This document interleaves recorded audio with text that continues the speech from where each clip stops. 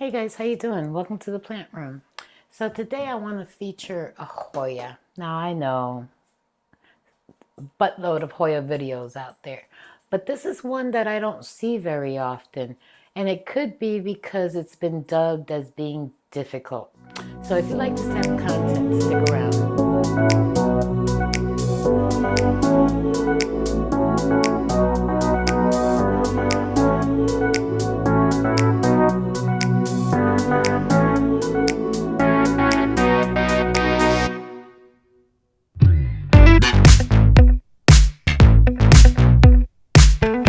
Alright guys, as I mentioned in the intro, today I wanted to talk about the Hoya imperalis. Now this is my baby right here. She's been with me for about 2 years. Got her in June of 2023. I'm going to put a picture below so you can see what she looked like. I think she was a little plant about yay high.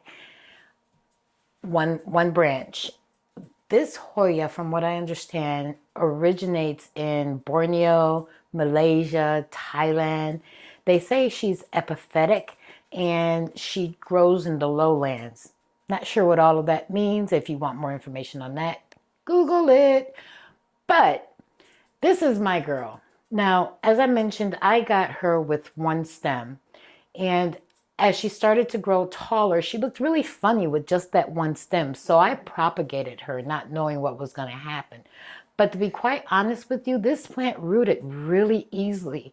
So the original stalk is here, and then these are all the babies that are around her.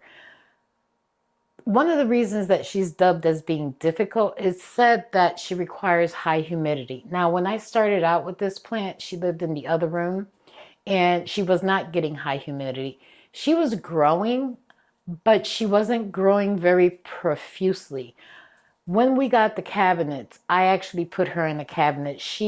I just took her out of the cabinet yesterday. She just doesn't fit in there anymore. She started out in that cabinet and then she ended up in that cabinet at the bottom so she would have more room, height. But yes, a couple weeks ago when I was watering, I happened to notice that she just doesn't fit in there anymore. So now she's outside and we'll see how she does. But if you do some research on this Hoya, they'll tell you that she likes high humidity, that she needs to be in warm temperatures, that she's a little difficult to grow, whole lot of things to put you off on buying this one. What I will say about this one is that she might be a little difficult to bloom. But then again, you guys know that I'm not in it for the blooms. I am in it for the leaves. Now, I'm going to try to, well, maybe I'll just bring her down a little bit and tip her this way.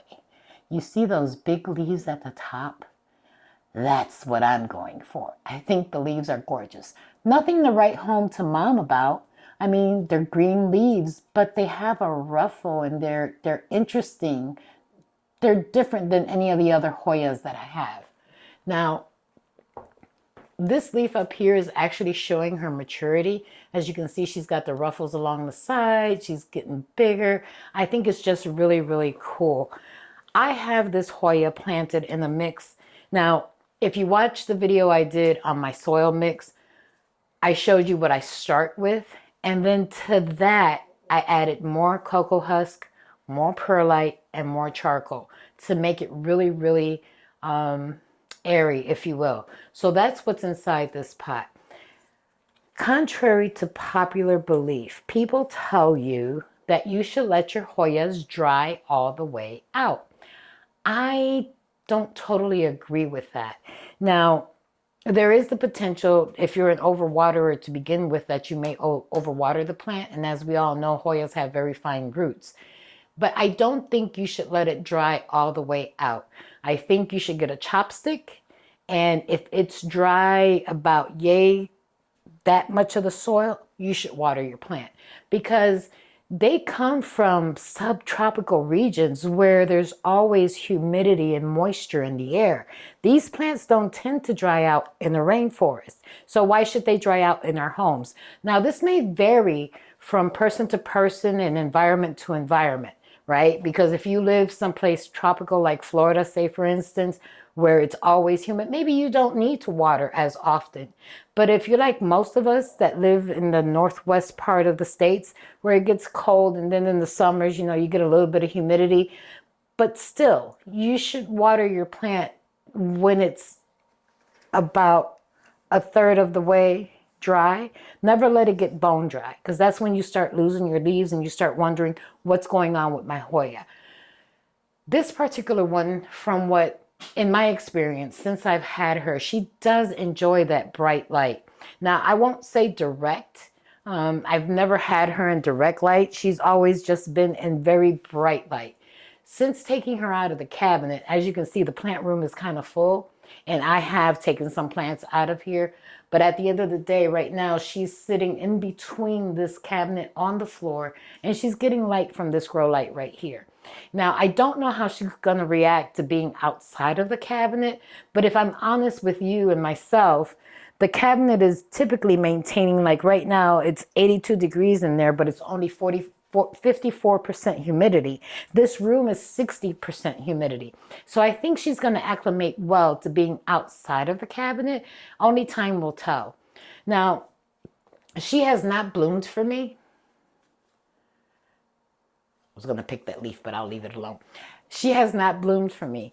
I looked online and I did get a picture of the blooms, which we'll put at the bottom so you can see. I don't know if she'll bloom for me anytime soon. Even though she's maturing here, I don't see any indications of any peduncles or anything like that. And I'm patient. I can wait. It's okay. She can do her thing. I'm not going to rush her. With Hoyas, you have to have that extra level of patience, because they bloom when they're ready, not when you want them to. Not no matter what you do. So yeah, that's about, oh yeah, I do fertilize this guy with every watering. I know Hoyas aren't for everybody. Most people would say, and I want to clarify, these little marks that you're seeing here, that might look like a mealybug right there. That might look like a mealybug, but it's not. I'm always looking for bugs. That is actually dry sap. So when I was trying to get her out of there and get her on some stakes because she was flopping all over the place, apparently I must have bent the leaves or the stem in the wrong way, so she just oozed a little bit of sap. But yeah, oh, that's another thing. That sap can be toxic or irritant to your skin. So just be aware of that. If you get it on your skin, make sure you wash your hands and stuff. I'm not real sure if this one is toxic to pets. I didn't really look that up, since Addie doesn't mess with the plants and we don't have any little kids. But that might be something that you might want to look into if you decide that you want to dabble with this particular Hoya. Now, I'm curious. Have you seen this one before? Because I don't see it very often. And if you have it, how's it growing for you? What are your conditions like?